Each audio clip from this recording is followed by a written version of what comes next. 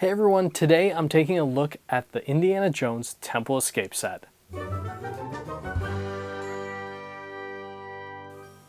Raiders of the Lost Ark is an absolute classic. It's the film that kicked off the franchise and gave us the adventuring archaeologist Indiana Jones.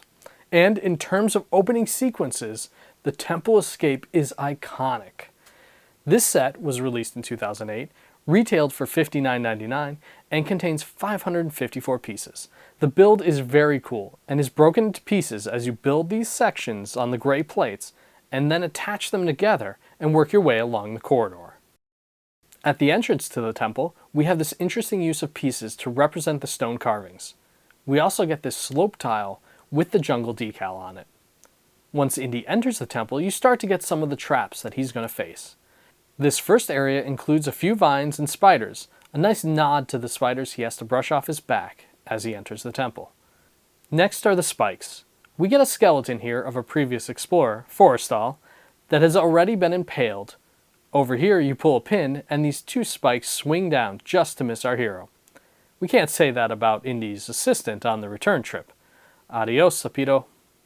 Now we're coming to the boulder, but just like the movie, let's move past it until it's time to escape. This section of the build starts the turn where we have the pit that Indy swings across. I like that they just left this section open so that we can imagine how deep it goes, rather than trying to build up on the set's height. We get some more vines and the shaky log.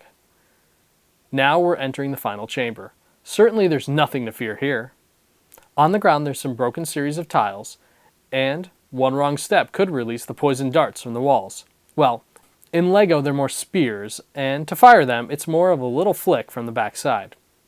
The wall has plenty of openings for you to set them in if you wanted to add a few more, for an epic escape moment.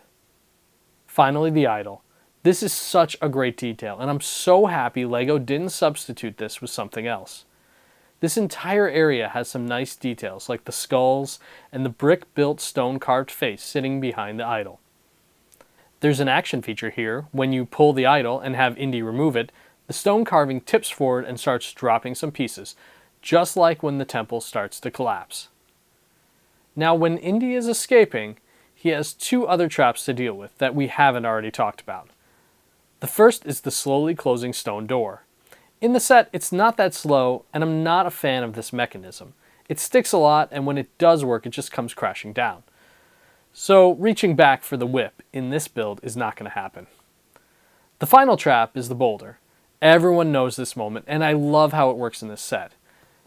The release is a little tricky since you need to pull this little plant out of the way and hopefully not break it. And the ball rolls down these tracks into the door, taking out whoever you've left standing there. So that's the temple. But it's not the full escape if Indy doesn't get to the plane. Lego gives us a nice biplane build, big enough for 2 minifigs here. They even include the stickers of that great Easter egg from the film OB-CPO. There's even room for the snake, Reggie. In addition to this great build, we also of course get the minifigures. There are 6 total, with 3 being exclusive to the set. Of course, there's Indiana Jones himself.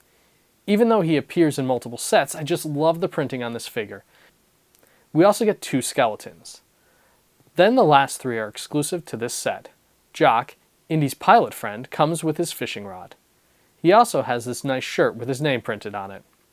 Renee Belloc has a pretty basic shirt print and a funny smirk underneath that pith helmet.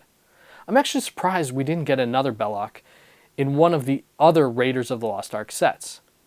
And finally, there's Indy's treacherous assistant, Sapito, or Satipo, depending on which pronunciation you want to go with.